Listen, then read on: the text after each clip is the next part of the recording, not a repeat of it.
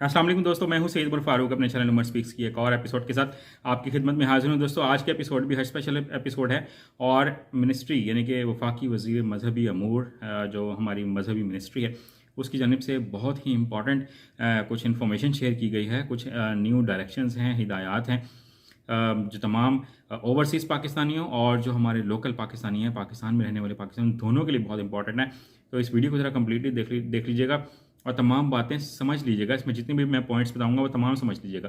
But video start करने से पहले आपसे सिर्फ इतनी सी रिक्वेस्ट है कि अगर आप हज और उम्रा से रिलेटेड लेटेस्ट इन्फॉर्मेशन वाक़िफ़ रहना चाहते हैं तो नीचे दिए गए सब्सक्राइब के बटन पे अभी क्लिक करें। इस पर कोई खर्चा नहीं होता। वैसे सबसे पहले दोस्तों अल्लाह ताला से दुआ कि जो लोग भी 2024 में हज करने जा रहे हैं तो अल्लाह ताला उनके लिए ये एक यादगार सफ़र हो और उनको एक मकबूल हज की सादत नसीब हो। और जो लोग प्राइवेट हज से मुतालिक अगर कोई इन्फॉर्मेशन चाहते हैं तो अगर कराची से 8-10 लोगों का ग्रुप अगर कोई कुछ लोग तैयार कर सकते हैं प्राइवेट हज के लिए तो मेरे एक बहुत अच्छे अजीज़ हैं जो इस्लामाबाद से टूर ऑपरेट करते हैं, तो वो कराची से भी मैनेज कर देंगे। तो अगर आपको 8 से 10 लोगों का अगर ग्रुप मैनेज कर लेते हैं तो मुझे कमेंट सेक्शन में बताइएगा, मैं आपका उनसे कांटेक्ट करवा दूंगा। आपको वीआईपी फैसिलिटीज़ मिलेंगी।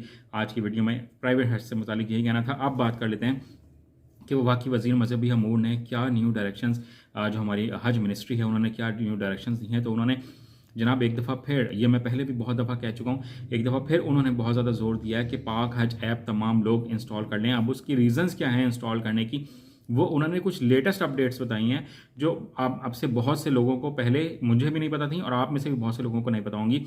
जो लेटेस्ट डायरेक्शंस हैं उन्होंने दी हैं कि एक तो आपकी जितनी भी डाटा वेरिफिकेशन होगी, ये मैंने पॉइंट्स हैं वो नोट डाउन कर लिए हैं कि जितनी भी आप लोगों की डाटा वेरिफिकेशन होगी वो पाक हज ऐप के थ्रू ही होगी। जो डाटा आप वहाँ पर अपलोड कर देंगे वही आपके हज कंप्लीट होने तक वो तमाम डाटा वहीं से ही वेरीफाई होगा। ये पॉइंट नंबर 1 था। देन जो नंबर 2 पॉइंट है कि जो डाटा एंट्री आप लोग कर रहे हैं वो बिल्कुल 100% एक्यूरेट करें। कि जो लोग अभी पाक हज ऐप इंस्टॉल कर रहे हैं कि उसमें जो भी आपने अपना नेम एंटर करना है, अपना पासपोर्ट नंबर एंटर करना है, उसकी एक्सपायरी डेट एंटर करनी है, उसकी जितनी भी डिटेल्स हैं वो 100% ठीक होनी चाहिए, 100% एक्यूरेट होनी चाहिए। चाहे आप पाकिस्तान में रहने वाले आज़मीन हज हैं या ओवरसीज़ पाकिस्तानी हैं, तमाम के लिए सेम डायरेक्शन है। देन जो नंबर 3 पॉइंट है जो उन्होंने बताया वो बहुत इंपॉर्टेंट है कि जो आप डाटा एंट्री करेंगे यानी कि जो आप पिक्चर अपलोड करेंगे और बाकी तमाम डिटेल्स देंगे, बैंक अकाउंट देंगे और अपने पासपोर्ट का नंबर देंगे, एक्सपायरी डेट देंगे, अपने शहर का नाम बताएंगे, अपना एड्रेस बताएंगे,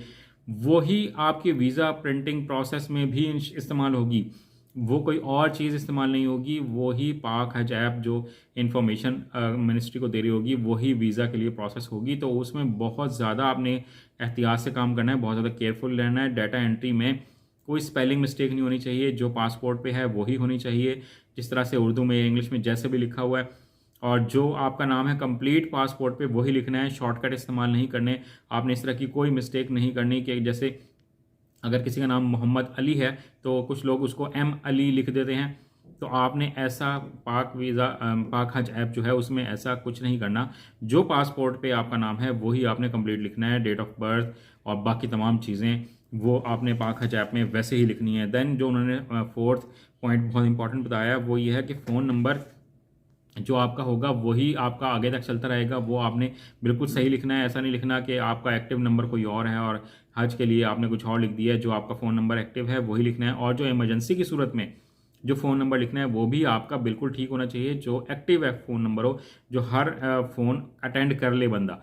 कुछ लोग होते हैं ना, कोई कॉल अटेंड करते हैं, कोई कॉल अटेंड नहीं करते हैं, तो उस बंदे का इमरजेंसी आपके घर का नंबर हो, जो खुदा ना खास्ता हज के दौरान कोई इमरजेंसी की सूरत में उनसे कांटेक्ट किया जाए तो वो फ़ौरन फ़ोन उठा लें। ये बहुत इंपॉर्टेंट पॉइंट था। देन जो 5वां पॉइंट है वो है जनाब बैंक अकाउंट नंबर, कि आप पाक हज ऐप में जो बैंक अकाउंट नंबर देंगे पूरा IBAN के साथ आपने देना है, वो बिल्कुल 100% 100% ठीक हो, एक्यूरेट हो।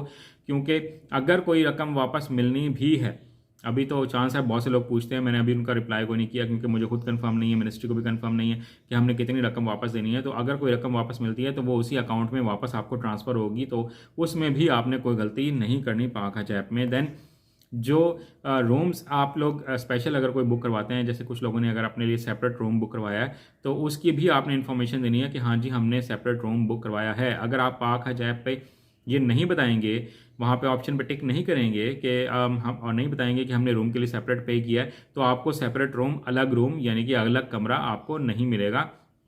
आपने वहाँ पर ये इन्फॉर्मेशन भी प्रोवाइड यानी कि ये तफसीलात भी वहाँ दर्ज करनी है, ये इन्फॉर्मेशन भी वहाँ पर आपने ज़रूर एंटर करनी है। देन जो सातवां बहुत इंपॉर्टेंट पॉइंट है कि अगर आपने कुर्बानी की जो अमाउंट है, जो रकम है, वो अगर हुकूमत को दी है अपने हज पैकेज के साथ ही, तो वो भी आपने वहाँ पे पाक हज ऐप में ज़रूर ये मालूमात दर्ज करनी है, ये इन्फॉर्मेशन एंटर करनी है कि हमने कुर्बानी की रकम दी हुई है। अगर आप पाक हज ऐप में कुर्बानी की इन्फॉर्मेशन या कुर्बानी की मालूमात दर्ज नहीं करेंगे कि आपने रकम दी हुई है, तो आपको वहाँ पर कुर्बानी की फैसिलिटी नहीं मिलेगी और फिर आपको कुर्बानी के लिए खुद से पैसे खर्च करने पड़ेंगे। तो ये बहुत इंपॉर्टेंट चीज़ है, इसको आप मैं बार बार कह रहा हूँ कि कुर्बानी और रूम की इन्फॉर्मेशन और बैंक अकाउंट की इन्फॉर्मेशन और बाकी तमाम चीज़ें जितनी मैंने पहले बताई हैं, ये आपने बिल्कुल सही एंटर करनी है। देन अगर आपसे कोई डाटा एंट्री में मिस्टेक हो गई है, ये आखिरी पॉइंट है, कोई आपसे डाटा एंट्री में मिस्टेक हो गई है जो आपसे ठीक नहीं हो रही है, तो आप फ़ौरन मैंने पहले भी बहुत दफ़ा ईमेल एड्रेसेस भी शेयर किए हैं और कॉन्टैक्ट नंबर भी शेयर किए हैं मिनिस्ट्री की